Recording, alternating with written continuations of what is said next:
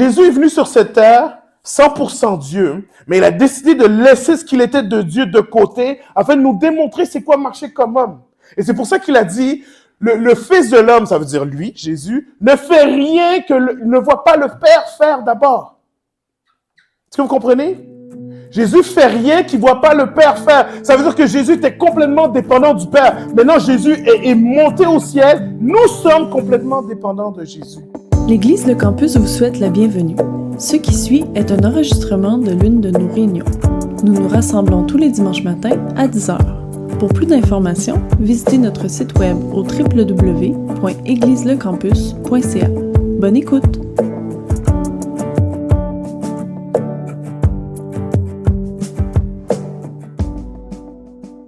Gloire à toi, Jésus. Ce matin, on continue la série « La puissance en nous ». Et aujourd'hui, je vais vous parler de la puissance de victoire. Est-ce que, Émilie, remets l'animation pour moi. Tu sais, c'est parce que je travaille toute la nuit jusqu'à 3 heures du matin, tu comprends? Il faut que les gars puissent voir ça quand même, et les madames. Puissance de victoire. Sam m'a dit qu'il faut faire un maillot avec l'image. Je suis down, Sam. Il faut partir les maillots au campus. Non responsable des vies transformées, j'aime ça. Qui aime la victoire ici? Ah, ok, c'est bon, ok, je pensais, j'ai dit peut-être qu'il y en a qui vivent leur vie pour vivre l'échec. Peut-être qui... Vous savez, je vais vous avertir tout de suite, parce qu'au cas où qu'on devienne très, très, très proche, vous ne voulez pas jouer des jeux de société avec moi. Derby et Jimmy sont au courant.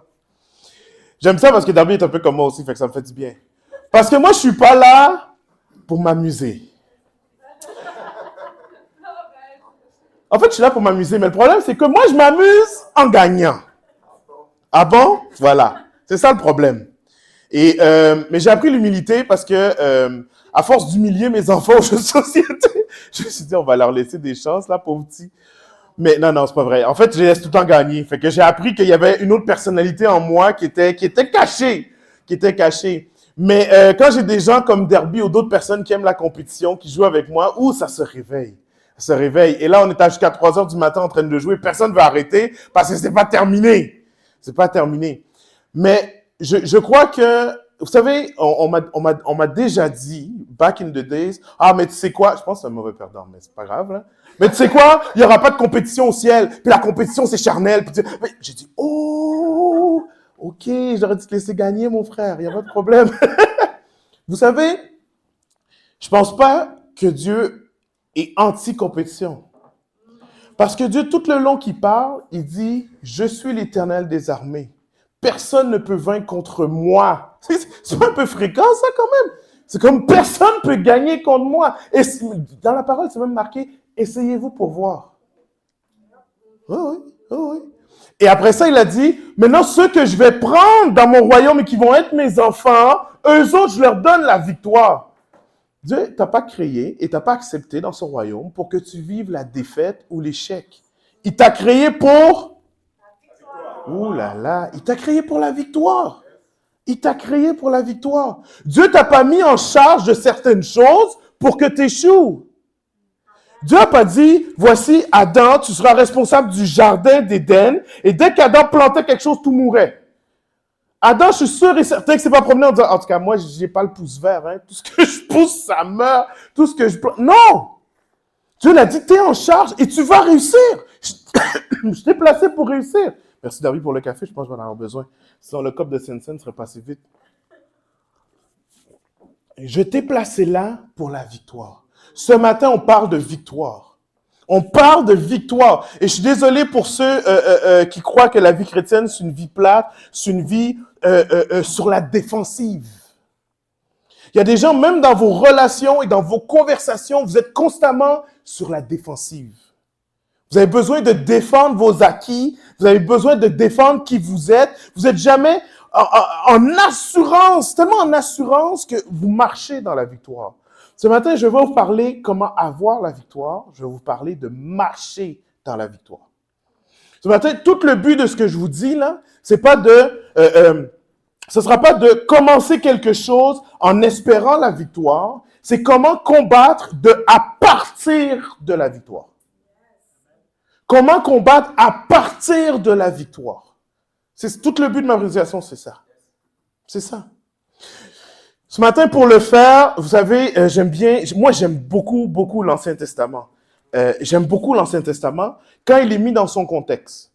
Fait que quand je tombe dans l'Ancien Testament, moi, j'aime ça conter des histoires. J'aime les histoires, à la base, j'aime écouter les histoires, et j'aime ça conter des histoires. Réginald, je sais pas si c'était privé ce que tu nous as dit, mais il me disait que son fils lisait beaucoup la Genèse maintenant, même l'écrivait et tout ça. Vous savez, quand moi j'étais jeune, comment j'ai appris la Bible, je sais pas si j'imagine que c'est mon père, on avait des cartables comme ça, gros comme ça. Et là, tu ouvrais une page, et dans chaque page, il y avait 6 cassettes. Qui sait c'est quoi des cassettes? Amen? Il n'y a pas d'enfants ici.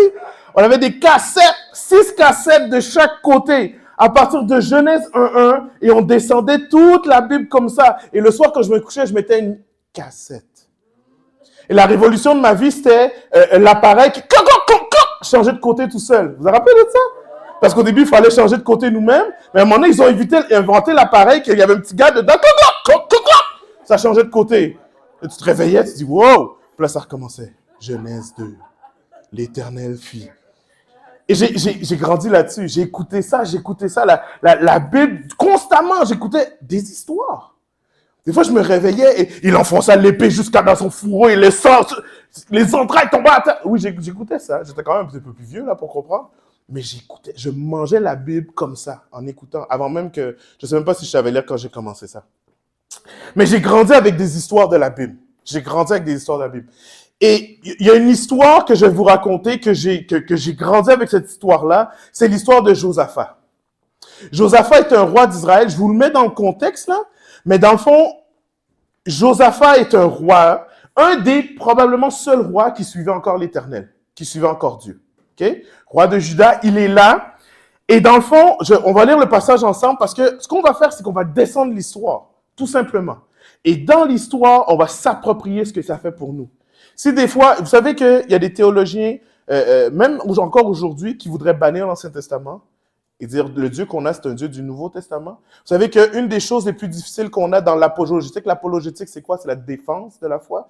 Dans l'apologétique, c'est de mettre ensemble le Dieu de l'Ancien et le Dieu du Nouveau. Est-ce que dans votre tête, c'est clair que le Dieu de l'Ancien, c'est aussi le Dieu du Nouveau Testament? Est-ce que c'est clair? La parole va dire, et la clé est là, que les choses passées sont une ombre des choses qui devaient venir. Ça veut dire une représentation, un symbole, une histoire, une image de ce qui devait s'en venir. Ça vous va? OK. Josaphat, ça dit que des gens vont venir le voir. Après cela, il y a le fils de Moab, les fils d'Amon. OK. Moab, c'est tout un peuple. Ammon, c'est tout un autre peuple. Et les Maonites, c'est tout un autre peuple. C'est 3 peuples. OK? Qui se rassemblent et qui vont marcher contre Josaphat pour lui faire la guerre. On veut informer Josaphat en disant, il y a une multitude nombreuse qui s'avance contre toi depuis l'autre côté de la mer, depuis la Syrie, et ils sont à Hatson Tamar, ça veut dire, ils sont pas loin. Ils s'en viennent pour te combattre. Laisse-moi mettre en contexte Ammon, Maonite, Moab. Laisse-moi mettre ça en contexte pour toi. Quand le peuple d'Israël a été sorti d'Égypte, Dieu les a sortis d'Égypte, les a fait passer, ils ont fait 40 ans dans le désert, et alors qu'ils marchaient dans le désert, ils devaient traverser certaines nations pour se rendre en Canaan. Et alors qu'ils devaient traverser des nations, ils sont arrivés devant Moab, et Dieu leur a dit, tu toucheras pas à rien du pays de Moab, parce que je les ai donnés à, il y avait Moab, il y avait Ammon, il y avait une partie qui avait été donnée à Lot dans le temps, et c'était ce pays-là, il y avait une partie, et il a dit, tu toucheras pas à ça. Alors le peuple d'Israël, qui savait qu'il avait déjà abattu beaucoup de peuples, arrive devant eux et disent, laissez-nous passer, on touchera à rien qui est à vous, et si on prend quelque chose pour manger ou pour boire, on va te le payer. Moab a dit non. Ils ont fait le tour. Ils ont dit à Ammon, laissez-nous passer, on touchera à rien de ce que si on boit quelque chose, si on mange, on va vous payer. Ils ont dit non. Ils ont fait un grand détour. Ils sont passés, ils sont arrivés devant les Maonites, ils ont dit non. Et finalement, ils sont arrivés devant un autre pays où ce que Dieu a dit, tu sais quoi, eux autres, tu les ravages. Et ils sont passés par là.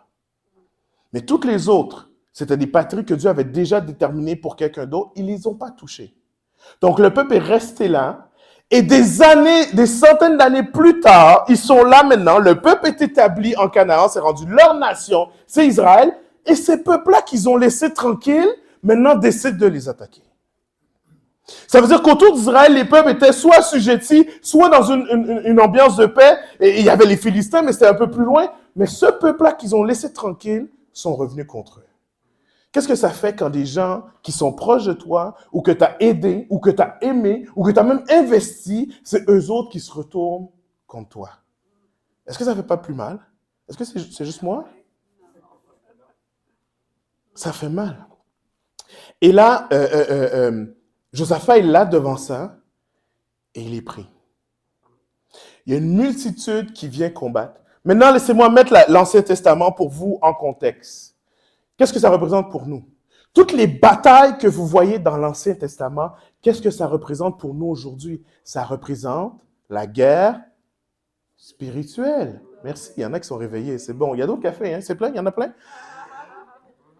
Ça représente le combat spirituel. La parole va dire, car nous n'avons pas lutté contre la chair et le sang, ça veut dire contre les gens, contre ton frère, contre ta soeur, mais contre les dominations, les autorités, les princes de ce monde et des ténèbres, contre les esprits méchants dans les lieux célestes. C'est contre eux qu'on a à combattre. Donc, on prend l'histoire de l'Ancien Testament, ce que Dieu a fait, comment il agit, et on représente ça comme le combat spirituel. Comprenez qu'il y a un royaume entier qui veut votre mort. L'ennemi dit qu'il est venu pour égorger, voler et détruire. Il n'y a aucune bonne pensée. Il n'y a pas d'air de grâce. Il n'y a pas à te laisser en paix tranquille le temps que. C'est dès que j'ai une occasion, ravage. C'est ça mon but, c'est pour ça que j'existe, c'est tout ce que je veux. Est-ce que vous me suivez? C'est le désir de l'ennemi de vous détruire. J'ai toujours trouvé ça impressionnant que ça dit égorger, après ça voler. Et après ça détruire. Ça veut dire, j'ai ma main à ton cou, à ta gorge, tu as de la misère à avoir de l'aide. Pendant ce temps-là, je prends tout ce qui t'appartient. Je te vole tes relations, je te vole ton temps, je te vole ton argent, je te vole tes enfants, je te vole tout ce qui t'appartient. Et quand tu n'as plus rien, là, je te détruis. Si vous écoutez les Marvel, là, c'est la dernière catégorie des plus méchants. Là. C'est pas le petit méchant qui arrive au début. Là. C'est le dernier. Là.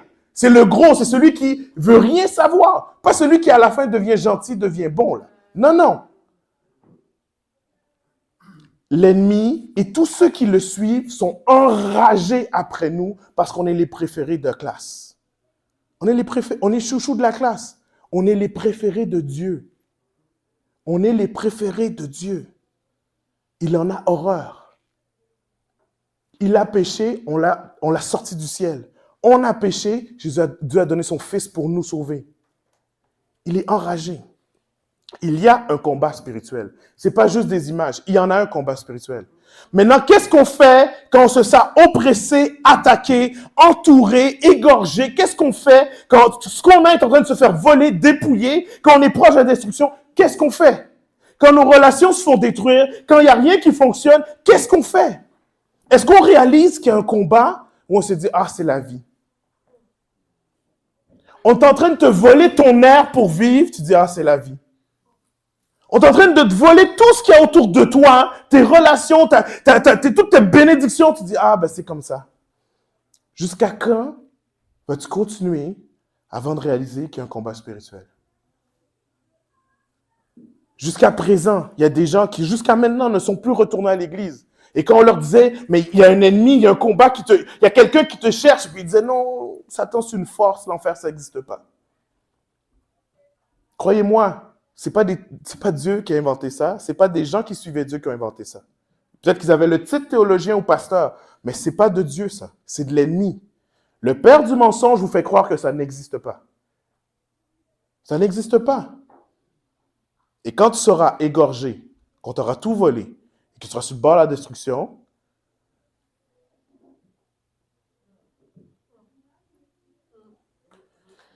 ça va dire, dans sa frayeur, Josaphat, dans sa frayeur, il va publier une année de jeûne pour tout Juda. Il va se tourner, ça dit, il va se disposer à chercher l'Éternel. Dans certaines versions, ça veut dire il va tourner sa face vers l'Éternel. Il va oublier tout le reste. Il va dire à tout le peuple, maintenant, on cherche la face de l'Éternel.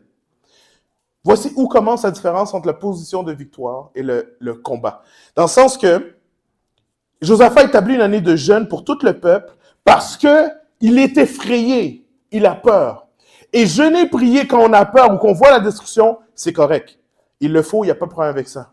Jeûner, prier quand le Saint-Esprit te dit, réveille-toi, il y a une saison qui s'en vient, je veux que tu jeûnes, je veux que tu pries. Obéissez, c'est correct. Quand il y a une situation qui s'en vient, tu as un test, tu as une épreuve, tu vois des choses dans tes enfants, dans ta vie, jeûner, prier, parfait, go, excellent. Mais quand on jeûne et on prie parce qu'on a peur ou parce qu'on vit des choses, on appelle ça, on réagit à la circonstance. On réagit de la bonne façon. Est-ce que vous comprenez? C'est de la bonne façon qu'on réagit. Il y a une maladie, tu jeûnes et tu pries. Il y a quelqu'un de malade dans ta famille, tu jeûnes et tu pries. C'est la bonne réaction parce que tu tournes vers Dieu. Mais ça, c'est des réactions à la circonstance.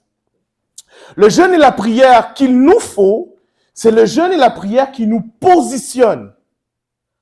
Est-ce que vous comprenez? On a le jeûne et la prière de réaction et on a la jeûne et prière de position. Le jeûne et prière de position, c'est Jésus qui arrive, c'est le début de son ministère, il s'en va au désert, il jeûne et il prie. Pourquoi est-ce qu'il jeûne et il prie? Il se positionne spirituellement pour le ministère qui s'en vient. Il n'y a pas encore eu d'épreuve. Il n'y a aucun pharisien qui lui a dit, voici t'es ci, t'es ça, t'es ci. Il n'y a personne qui l'a menacé de mort. On ne le connaît même pas encore. Il se positionne spirituellement pour ce qui s'en vient. Le jeûne et la prière qui nous positionnent. Moïse qui reçoit l'étape de la loi. Il va annoncer une nouvelle saison pour tout le peuple qui est devant lui. On sort de l'esclavage, maintenant on devient le peuple de Dieu. 40 jours sur la montagne. Et dans la Bible, vous allez voir qu'il y a beaucoup de jeûnes et prières. Les apôtres en vont d'envoyer d'autres apôtres. Ils jeûnent et prient. Pas quand les autres apôtres sont arrivés et qu'ils sont menacés de mort. Non, avant même qu'ils partent, ils jeûnent et ils prient. Et après ça, ils les envoient. Le jeûne et prière qui te positionne. Quand les disciples sont arrivés devant Jésus, et les disciples de l'époque de Jésus étaient les masters de la délivrance pour leur époque. À part Jésus, il y avait eux. Comprenez ce que je veux dire? Même les plus hauts gradés dans la loi avaient rien à voir comparé à cette équipe de délivrance-là. Est-ce que vous comprenez ce que je veux dire? Il n'y avait pas de compétition, là. Ils ont été formés par Jésus directement. Et ils arrivent devant un enfant, ils font tout ce qu'ils ont l'habitude de faire, tout ce qu'ils ont vu Jésus faire pendant 1 an et demi, il n'y a rien qui se passe. Ils ne peuvent pas se tourner vers personne d'autre. Ils vont voir Jésus, Jésus vient, fait sortir le démon, l'enfant est délivré. Les disciples vont le voir en cachette, dans la chambre. Là, vous savez, le vestiaire là, des Canadiens, là, c'est là ils vont dire, yo coach, Jésus, pourquoi on n'a pas réussi? Pourquoi on n'a pas réussi? Qu'est-ce qui s'est passé? C'est pas le premier qu'on fait là. Qu'est-ce qui s'est passé? Jésus va dire, cette sorte de démon-là ne sort que par le jeûne et la prière. Qu'est-ce qu'il dit? Quand tu as vu l'enfant arriver possédé, tu aurais dû partir 40 jours, prier, jeûner et revenir. Non. Ce qu'il dit, c'est que tu aurais dû te positionner spirituellement avant d'arriver face à l'ennemi. Est-ce que vous me suivez? Tu aurais dû jeûner, prier pour te positionner en quelque part. Comprenez-moi bien, il y a des gens ici, depuis le dernier jeûne en janvier, et on va faire un autre en septembre. Mais depuis le dernier jeûne en janvier, Dieu vous dit de jeûner et vous ne l'avez pas encore fait. Dieu ne te demande pas de jeûner parce qu'il faut que tu maigrisses, parce qu'il veut te faire souffrir. Dieu te demande de jeûner parce qu'il y a une saison qui s'en vient et il veut que tu te positionnes. Il veut que tu te positionnes d'avance. Attendez pas après l'église. Attendez pas. Dieu a demandé à certaines personnes de jeûner. Il y en a qui l'ont fait, il y en a qui l'ont pas fait. Dieu a besoin que tu te positionnes parce qu'il y a quelque chose qui s'en vient. Tu ne le vois pas ce qu'il y a de l'autre côté de la montagne. Il le sait. Fais-le. Fais-le, obéis. Parce que sinon, après, quand la difficulté va venir et que tu fais tout, tu sors tout, tu es découragé, tu lèves ton pied au point vers Dieu, alors que Dieu, mais je t'ai demandé de te préparer. C'est pour ton bien. Le jeûne et la prière qui te positionnent. Maintenant, Josaphat met tout le peuple en prière. C'est une bonne affaire, c'est une bonne réaction. Quand il y a la difficulté, tu pries, tu cherches la face de Dieu. Écoutez bien, il va rassembler tout le peuple dans le temple de Dieu. Écoutez bien la prière de Josaphat. Il commence sa prière en disant, et il dit, Éternel Dieu de nos pères, n'es-tu pas Dieu dans les cieux? N'est-ce pas toi qui domines sur les royaumes et les nations? N'est-ce pas toi qui as la main et la force et la puissance que nul ne peut résister? Josaphat est en train de déclarer qui est Dieu. Il est en train de dire, voici qui tu es. C'est ça qu'il fait Josaphat. Est-ce que vous me suivez? Tu es le Dieu Tout-Puissant. Tu es assis sur le trône de gloire. Les anges et les multitudes te louent. Voici qui tu es. Il y a un ennemi qui s'en vient. La première chose que je fais, je me tourne vers Dieu et je déclare par la foi qui il est. Pas par les circonstances. Est-ce que vous me suivez? Parce que selon les circonstances, tu nous as abandonnés. Tu es celui qui abandonne, c'est celui qui délaisse, tu es celui qui a oublié, celui qui est parti à cause de nos péchés. Selon les circonstances, c'est ça. Josaphat déclare qui Dieu est selon sa foi, selon ce qu'il connaît, selon ce qu'il sait de Dieu. Voici qui tu es. Qu'est-ce que tu connais de Dieu? Après qu'il a déclaré qui il est, il va déclarer qu'est-ce qu'il a fait. N'est-ce pas toi, ô notre Dieu, qui a chassé les habitants de ce pays devant le peuple d'Israël et qui l'a donné toujours à ta personne et d'Abraham, qui t'aimait? N'est-ce pas toi qui as fait toutes ces choses-là? Et ce que j'aime dans ce qu'il a fait, c'est qu'il a dit, et c'est normal parce que c'est l'Ancien Testament, mais il a dit, est-ce que tu n'as pas fait tout ça pour le donner à Abraham, ton ami qui t'aimait? Le peuple d'Israël, jusqu'à aujourd'hui, s'appuie encore sur ses patriarches. Il n'en est pas ainsi depuis le Nouveau Testament. Depuis le Nouveau Testament, c'est pas à cause de qui Abraham était, mais c'est à cause de qui Jésus est pour nous. Donc, on doit être l'ami de Jésus. Et ça suffit pas de dire, je suis l'ami de... Non, c'est pas ça. C'est pas juste la chanson. C'est ta relation.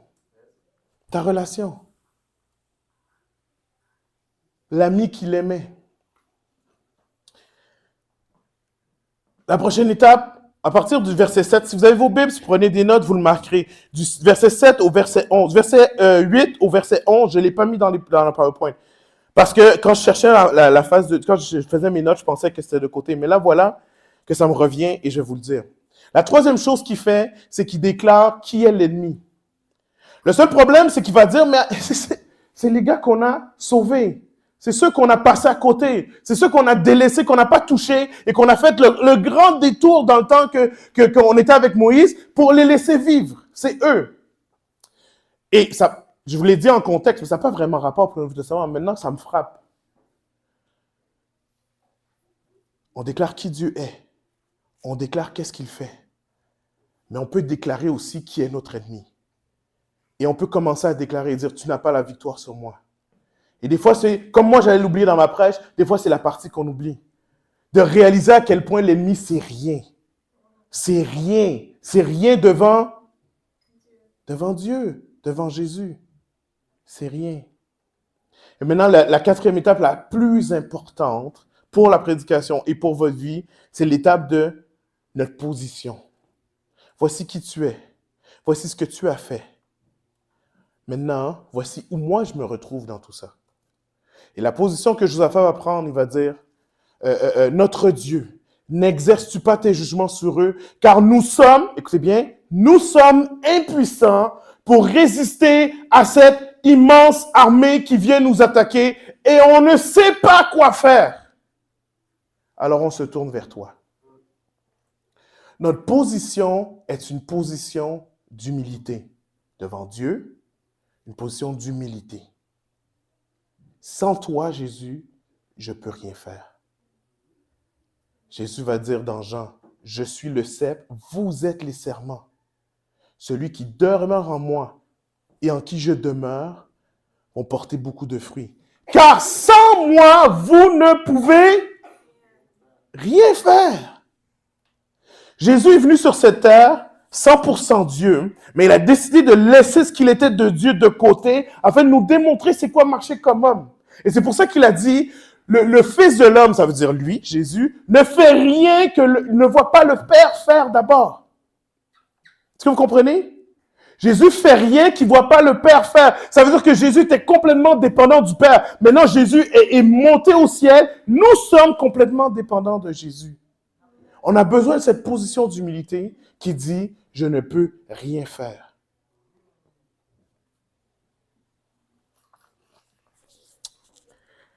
Je vais prendre une pause dans la prédication pour prendre la Sainte Seine. Alors que je viens de parler de la prière de Josaphat, j'aimerais qu'on prenne les symboles qui représentent qui est Jésus et qu'on réalise qui est Jésus, ce qu'il a fait et qui nous sommes par rapport à ça. Maintenant que la vérité de la parole a été enseignée, qu'on prenne ces éléments-là, pas juste comme ça, mais en s'appuyant sur la vérité de sa parole. La réalité, c'est que sans le sang de Jésus,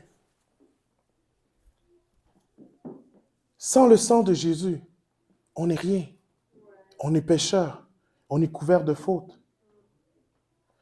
La réalité, c'est que sans le corps de Jésus qui a été donné pour nous, on est pécheur. On mérite la maladie. On mérite la mort. On mérite tout ce qui peut arriver à notre corps qui n'est pas correct. On le mérite. Mais Jésus a donné son corps. Son corps. Pour dire, tu n'as pas à vivre dans l'échec. Tu n'as pas à continuer à subir les meurtrissures et les châtiments et les fouets. J'ai déjà payé pour toi. Est-ce que vous êtes là ce matin? J'ai déjà payé. Le pain, là, c'est ça que ça représente.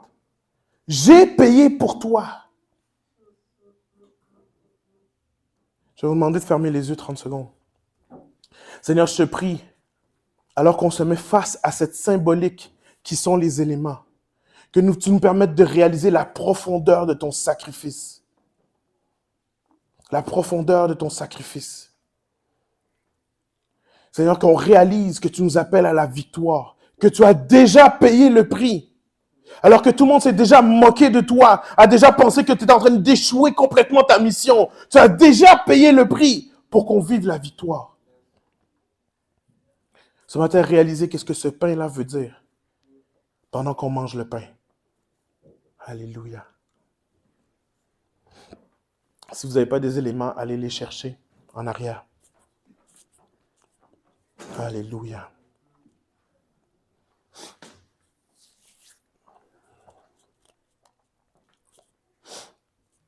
Le corps de Jésus a été donné pour tous. Tous. Mais l'impact de sa délivrance sur ta vie dépend de ta foi. Ça dépend de toi. À quel point tu réalises ce qu'il a fait pour toi et combien ça t'appartient maintenant. Combien cette victoire t'appartient.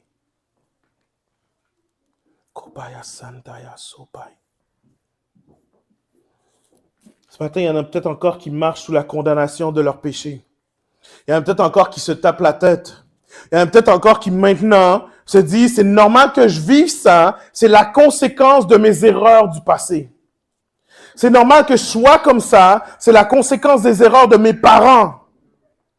C'est normal, c'est héréditaire, c'est génétique, c'est spirituel. Ces chaînes-là, c'est normal que je les ai. Ce matin, prenez votre coupe et réalisez la puissance du sang de Jésus pour votre liberté. Ce matin, avant même de boire, je veux que tu réalises la liberté que Jésus te donne par son sang. C'est pas une mince affaire qu'il a vidée sur la croix. Son sang qui a vidé sur la croix, c'est pas une mince affaire. C'est assez puissant pour te libérer. Te libérer des anciennes générations. Te libérer du passé. Te libérer de tes propres erreurs. Le sang de Jésus est assez puissant. Seigneur, je te permets de réaliser ce matin la puissance et la profondeur et la portée de ton sang. Seigneur, on ne veut pas minimiser la portée de ton sang parce que sinon tu es mort pour rien. Garde-nous, Seigneur, de placer des choses au-dessus de la puissance de ton sang, Jésus. Ce matin, alors que vous buvez, acceptez la puissance du sang de Jésus. Acceptez votre victoire. Acceptez votre liberté maintenant. Au nom de Jésus, buvons. Alléluia. Alléluia. Alléluia. Merci Jésus. Merci Jésus. Est-ce qu'on peut prendre 5 minutes pour dire merci à Jésus? Merci pour ce que tu fais. Merci pour qui tu es, Seigneur. Merci de ce que tu n'as jamais abandonné. Tu nous as jamais délaissés. On n'a pas mérité ton sacrifice. On n'a pas mérité d'être libre. On n'a pas mérité d'être victorieux, Seigneur. Mais tu es venu nous chercher là où on était. Tu nous as délivrés. Tu nous as ramassés du fond des poubelles, du fond du recoin. Lorsque tout le monde nous avait abandonnés et délaissés, Seigneur, tu nous as pris. Tu as fait de nous un enfant. Tu nous as donné un père. Tu nous as donné un héritage. Tu nous as donné donné une famille, tu as donné des frères et des sœurs, tu as donné des relations, tu as donné un trésor caché, Seigneur. Tu es là, tu nous as donné la vie, tu as donné la joie, Seigneur. Tu as donné la puissance de marcher en liberté, de marcher les yeux fixés sur toi, sans craindre ce qui s'en vient, sans craindre le futur, sans craindre ce qui est devant nous. Seigneur, on marche avec confiance. Merci, Père. Merci, oh Dieu. Merci, Jésus, pour qui tu es. Oh, sois loué, mon Dieu. Sois loué. Viens à notre secours. Aide-nous à réaliser qui tu es encore plus, à réaliser ce que tu as fait. Aide-nous à réaliser la portée de ton sacrifice. Jésus, on a besoin de toi. On a besoin de toi, Jésus. Kotoyoso papaya shantai. Kotayaso papaya shantai.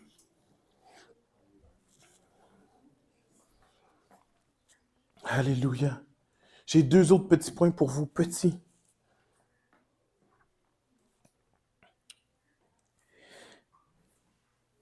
J'aimerais ça qu'on saute du côté de la victoire. Du côté de la victoire. J'aimerais ça qu'on réalise que si vous êtes assis ici, c'est pas pour rien. C'est pas pour rien. Josaphat et tout le peuple déclare qui Dieu est. Qu'est-ce qu'il a fait? Qu'il a besoin de lui. Et du milieu de... Écoutez bien cette phrase-là. Du milieu de l'assemblée. La parole de Dieu va dire, alors l'Esprit de l'Éternel vint sur Yahaziel, fils de Zacharie, descendant de Benaïa, de Yéhel et de Matania, un lévite de la lignée d'Azapha. Vous savez ce que ça veut dire ces phrases-là? C'est un nobody. Il est dans la bonne tribu, c'est un lévite. On ne le connaît pas. Parce que dans le fond, ce qui s'est passé, c'est qu'on a écrit ça, on a dit, ouais, l'Esprit est descendu sur lui. Qui lui? Yazaël. Qui ça? Le fils de Zacharie. Hein? Le fils de Benaïa. What? Parce que l'important, c'est pas c'est qui a parlé dans l'assemblée. C'est que l'assemblée était rassemblée, Dieu a parlé à travers quelqu'un. C'est ça l'important. Est-ce que vous me suivez? On est ici en tant qu'assemblée, on est assis là, on est tous ensemble. Mais mettons-nous comme l'armée là. Dieu n'a pas parlé à travers Josaphat. Est-ce que vous me suivez? Dieu a été prendre un doute dans l'assemblée. Il a dit, j'ai une parole. Réalisons l'importance d'être ensemble. L'importance d'être en communauté, d'être en relation, d'être dans un endroit où on a la confiance, qu'on est capable d'exercer nos dons parce que le Saint-Esprit parle à travers nous. Qu'est-ce qui nous bloque? 1, de donner la parole de Dieu et 2, de la recevoir. C'est quoi qui nous bloque? Allons après ces blocages-là, retirons-les. Jésus, l'Éternel Dieu vivant, le Fils de Dieu descendu sur terre, arrive chez lui, il ne peut rien faire. Jésus. Ça va dire qu'un prophète, il va dire une phrase qui est sortie là en ce moment pour dire un prophète n'est jamais reçu dans sa patrie. Pourquoi?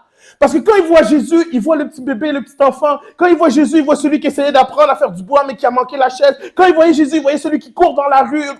C'est ça qu'il voyait. Et donc, leurs oreilles et leurs yeux étaient fermés.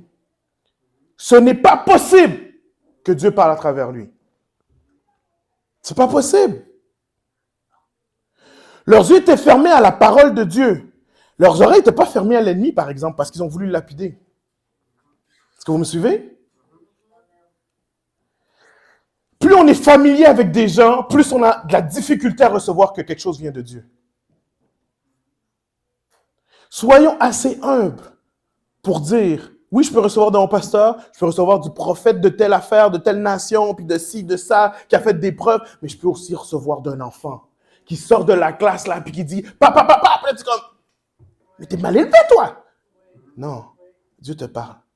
Allez voir ma mère, elle va vous raconter comment, en sortant de l'éducation chrétienne, il y a un enfant qui l'a ouvert, qui a donné la parole de Dieu comme ça. Une phrase, il est parti. Est-ce que tu es prêt à recevoir de Dieu de n'importe qui? Tu sens dans ton cœur, ça vibre. Tu dis, ah, il m'a blessé. Non, c'est cet esprit qui est en train de te brasser. Est-ce que tu es prêt à recevoir? Parce que sinon, tu n'entendras pas la parole de Dieu. Tu ne l'entendras pas. Ou en fait, tu vas l'entendre d'une seule manière, de Dieu. Des anges. Il faut que ça s'illumine dans ma salle, puis que Dieu parle avec une grosse voix. J'ai reçu ta parole. Mais sinon, il n'y a rien qui change, il n'y a rien qui se transforme, parce que je ne reçois pas la vérité.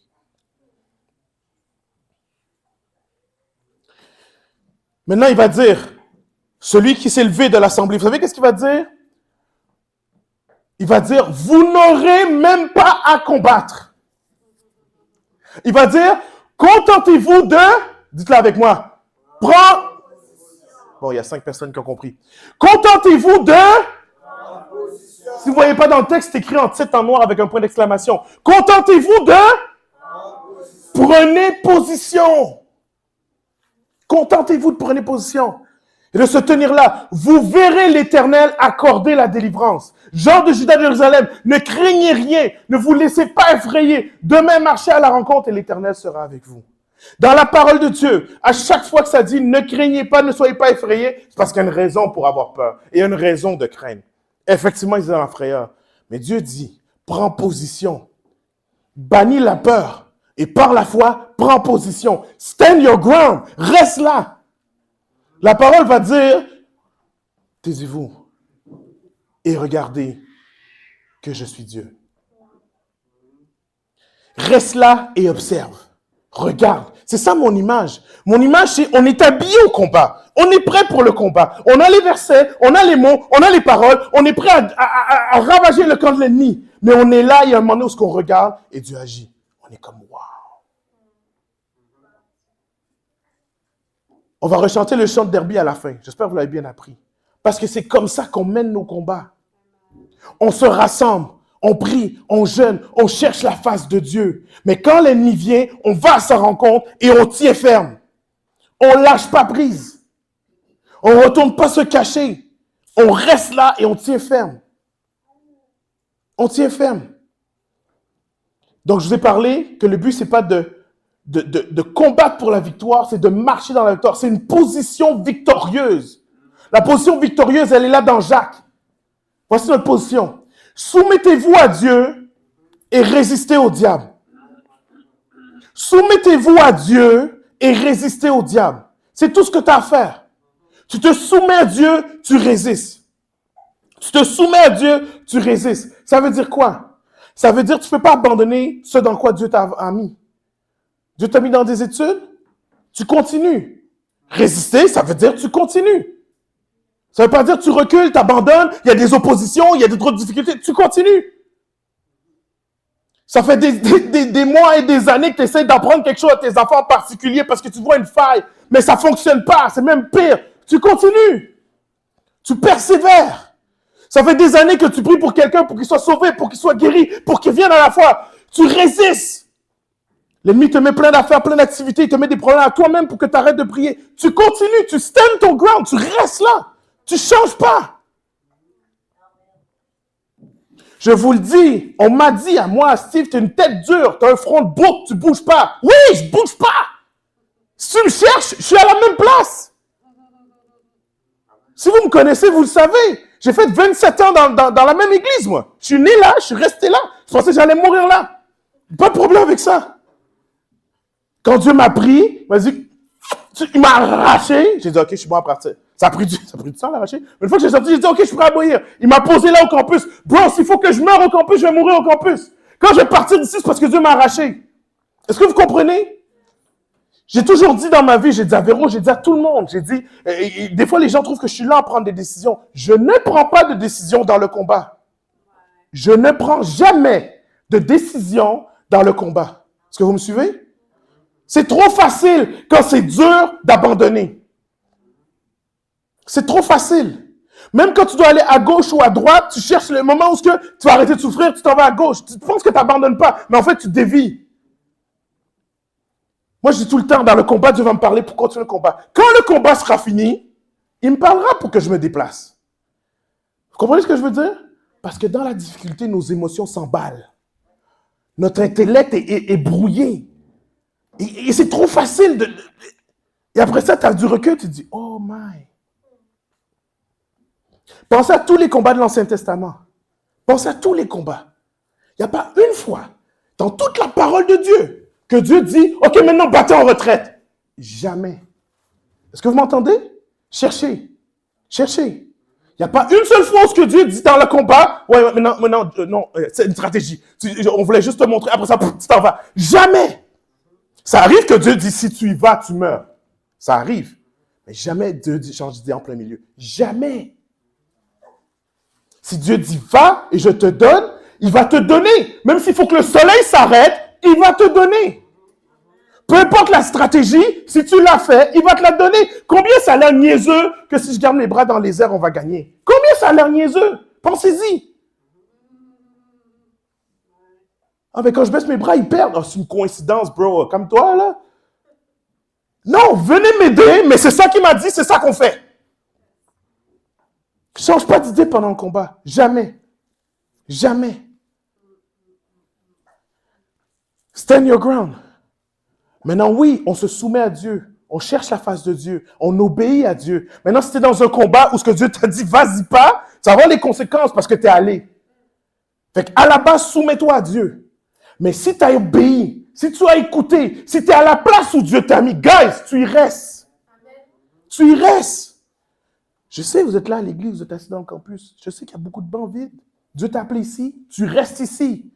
Et croyez-moi, ce n'est pas parce que je suis pasteur que je vous dis ça. C'est pas ça. Mais on n'est pas des touristes spirituels. On n'est pas des vagabonds du réveil. On n'est pas des gens qui se promènent partout pour voir comment ça se passe. Non, Dieu t'a amené ici. Dernièrement, Béatrice m'a dit, je ne sais pas si elle a j'ai le droit de le dire, mais elle dit, j'ai été dans une église, avant de venir au campus, je cherchais une église, je savais que Dieu m'appelait à quelque chose d'autre, c'était plein, c'était bon, la présence de Dieu, la parole de Dieu, c'était incroyable. Tu as dit, c'est pas là que je t'appelle, parce que tu vas pas voir comment ça commence. Je t'appelle ailleurs. Et là, elle descend ici, il n'y avait même pas de local, il n'y a rien, il n'y a pas d'électricité, elle a des visions, on est dans les ténèbres, puis tout ça. Mais c'est ici que Dieu l'a appelée. Elle est ici. Est-ce que vous me suivez? Mon but, ce n'est pas d'amener ça par rapport à l'église. J'essaie juste de vous donner des exemples. Je ne sais pas c'est quoi les exemples dans votre vie de combat que vous menez, mais stand your ground. Restez où ce que vous êtes. Continuez, persévérez, lâchez pas. Lâchez pas, Dieu est avec vous. Avant même que le combat se passe avec Josaphat, avant même que le combat commence, verset 19, alors les Lévites, les Kéalites, les Corétites, ceux qui se levèrent pour louer l'Éternel, le Dieu d'Israël, en chantant d'une voix très forte. L'ennemi est encore en train d'avancer. Il n'y a rien encore qui s'est passé. Ils adorent Dieu. Il y a une parole d'un doute dans l'assemblée. C'est une parole de Dieu, on le croit, on célèbre, on se réjouit, on adore, on loue Dieu, on déclare qu'il est, on sait qu'on a gagné déjà d'avance. Il n'y a rien qui s'est fait encore. On adore Dieu. Je ne sais pas qu'est-ce que vous vivez, mais ça, c'est une parole pour quelqu'un. Dieu t'appelle dans la prière maintenant. Dieu t'appelle dans la prière pour un sujet. I don't know what it is. Je ne veux pas le savoir, mais Dieu t'appelle pour quelque chose. Et Dieu te dit, sors pas du lieu de prière tant que tu n'es pas capable de m'adorer. Tant que sur ce sujet-là, tu n'es pas capable de m'adorer. Maintenant, je ne sais pas, quand je ne sors pas du lieu de prière, ça ne veut pas dire de rester dans votre chambre pendant 3 jours et 3 nuits. Je ne sais pas qu'est-ce que ça veut dire pour vous. Peut-être que c'est de prier à tous les matins, à tous les soirs pour ce sujet-là. Mais tu n'arrêtes pas de prier pour ce sujet-là tant que tu n'as pas la conviction de la victoire. C'est ça le combat. C'est ça persévérer. Est-ce que vous me suivez? Je sors de là, et quand je sors de mon lieu de prière, je n'ai pas de doute que c'est réglé. Si j'ai des doutes, je continue à jeûner et à prier. Ils étaient en train de célébrer, tout le peuple, ils étaient en train de célébrer, sachant que c'était réglé. Ils avaient la conviction que c'était réglé.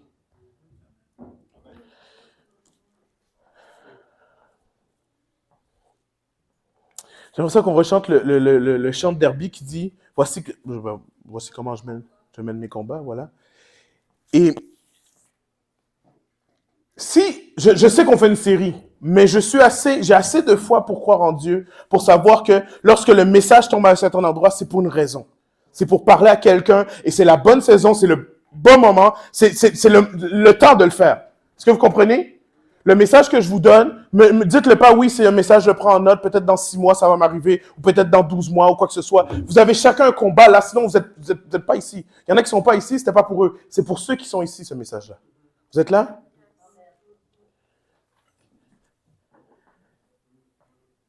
Et je ne sais pas comment vous avez mené le combat jusqu'à date, mais le but, c'est pas de vous rentrer dans la culpabilité, c'est de vous dire, voici à partir de maintenant comment vous allez lutter. Comment vous allez vivre. Vous allez vous positionner, sachant que vous avez déjà la victoire. Vous allez résister. Vous allez vous tenir ferme, sachant que vous avez déjà la victoire. Et si vous n'êtes pas sûr de votre victoire, restez dans la présence de Dieu. Restez dans la prière, restez dans la parole, jusqu'à temps que Dieu vous parle à vous. S'il faut qu'il parle par une personne, par 12 personnes, par 14, peu importe le signe qu'il vous donne, attendez d'avoir ça avant de sortir de la présence de Dieu. Parce que si vous sortez de la présence de Dieu comme ça, vous allez prendre des mauvaises décisions. Votre journée va être difficile, vous allez crier après votre femme, après votre mari, après les enfants, après tout ce qui bouge. Parce que vous êtes sorti du lieu de prière sans la conviction. Ah, j'ai prié 30 minutes, puis je suis sorti sans la conviction, mais il faut que j'aille travailler. Parfait, demain, prie 1 heure. Lève-toi plus tôt. Ça prend 1 heure avant que tu aies la conviction, ça sera ça. Jusqu'à temps que ça soit réglé. Quand tu sors avec la conviction, peu importe ce qui arrive, tu sais que c'est réglé. Le peuple d'Israël s'est pointé devant l'armée. Dieu a mis une embuscade. Il n'y avait personne. Ils ont ramassé les épées, les casques, ils ont ramassé le butin. Il n'y avait plus un chat. C'était déjà réglé. Ils sont passés l'autre côté de la montagne et disent, wow, regardez, où est la multitude? Où est la multitude? Il faudrait chanter l'hymne. Où est ton aiguillon? Paul était tellement convaincu de sa victoire qu'il dit à la mort. C'est quoi ton pouvoir sur moi? Paul est tellement resté dans la présence de Dieu qu'il sort, il marche à tous les jours en disant yo mort, c'est quoi ton problème? Il est dans un bateau en train de chavirer, il dit pourquoi vous inquiétez? Il y a un scorpion qui le mord, il dit mais qu'est-ce qu'il y a? Il l'envoie dans le feu et c'est fini. Il pêche au scorpion avec sa main, lui. Parce qu'il est convaincu de sa victoire. Maintenant, quand je vous dis ça, je vous garantis que je parle à moi-même.